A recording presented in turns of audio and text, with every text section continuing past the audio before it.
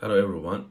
In the previous video, we have talked about how Zhi Yao and Zhao respectively inherited the Zhi and Zhao families, and how Zhi Yao's ambition and political aspirations led him to plan actions against the Zhao, Wei, and Han families. Now, let's discuss the conflict between Zhi Yao and other three families. When ZhaoYang was still alive, used to be the head of Zhao family, he foresaw that a war could eventually break out between the Zhi and Zhao families. He appointed one man named Ying Duo to guard the Zhao family's base in Jinyang. Ying Duo asked ZhaoYang, did you send me to Jinyang to strip it of its wealth or to manage it diligently so that it becomes a reliable refuge for the Zhao family? ZhaoYang replied, of course, it is to make Jinyang a reliable refuge for our Zhao family. Upon taking office, Ying Duo immediately reduced taxes and prepared for defense. ZhaoYang also told Zhao Wuxu, if a disaster one day falls to the family, remember, do not think Ying Duo is too young, or that Jinyang is too far from the capital. Actually, from Jinyang to Xintian is about 300 kilometers on a line. So you must go to Jinyang. After ZhaoYang's death, Zhi Yao took control of Jin's political power as prime minister. One day, Zhi Yao held a banquet with Han Hu and the head of the Han family, and Wei Ju, the head of the Wei family, at the Lantai pavilion.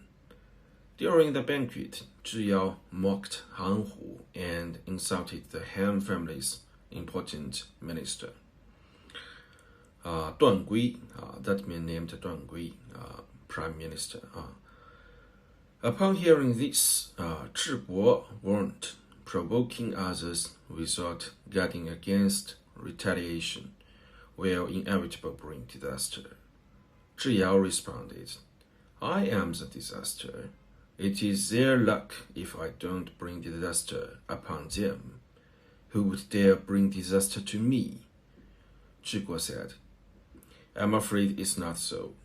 The book of Xia, which is part of the Shangshu, states that unresolved grievances can become hidden dangers.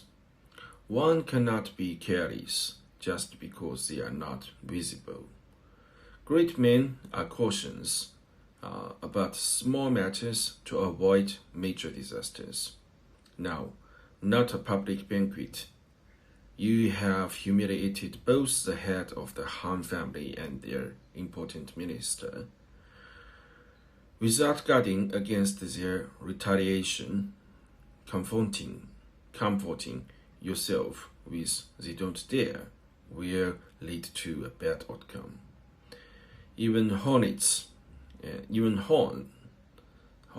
and ants can harm people, let alone a powerful family leader and his assistants.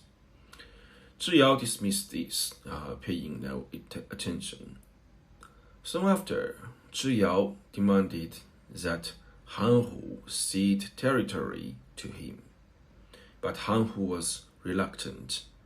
His minister, Duan Gui, advised, Zhi Bo, that means Zhi Yao, is greedy and stubborn. If we refuse, he will attack us. It's better to give him the land. Once he gets used to this success, he will demand from others. When others refuse, war will break out. We can then avoid immediate trouble and wait for an opportunity. Hence, Han Hu ceded the city with 10,000 households to Zhi Yao, who was very pleased. Not long after, Zhi Yao made a similar demand to Wei Ju, the head of the Wei family.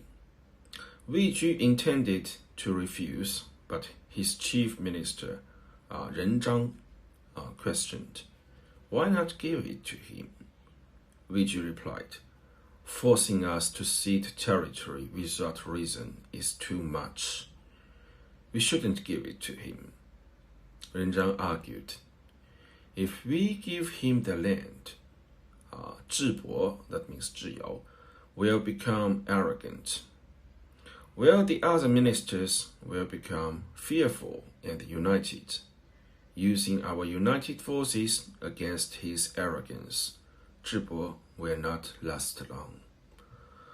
The Shangshu says, when you want to defeat someone, first indulge them. When you want to take something, whatever, from them, first give them something. It's better to give in now.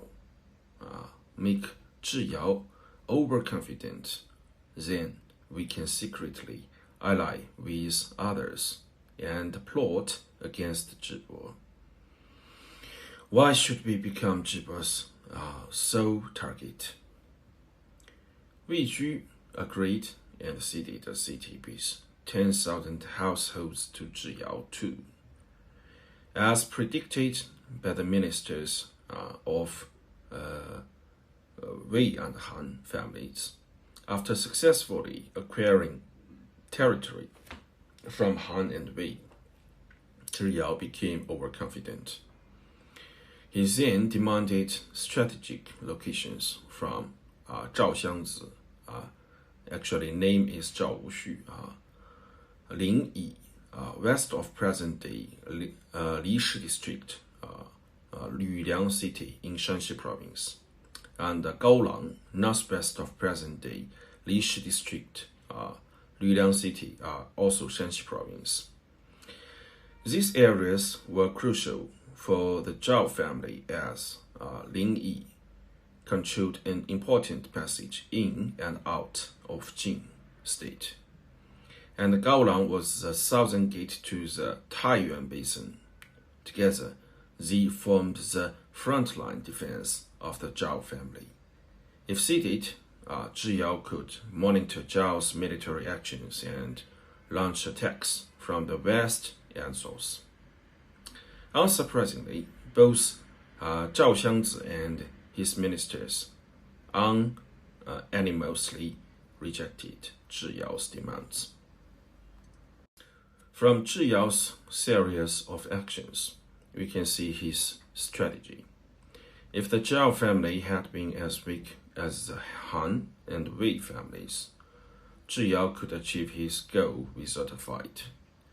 If all three families ceded territory to appease Zhi Yao, he would have achieved a strategic victory without any war.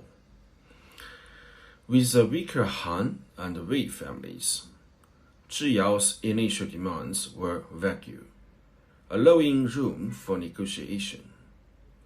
Han and Wei avoided war by ceding less strategic land.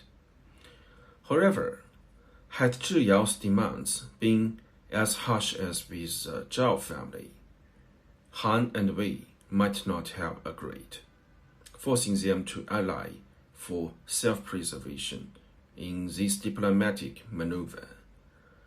Zhi Yao's goal was to test the waters and choose a weak opponent to eliminate first, preventing the three from uniting.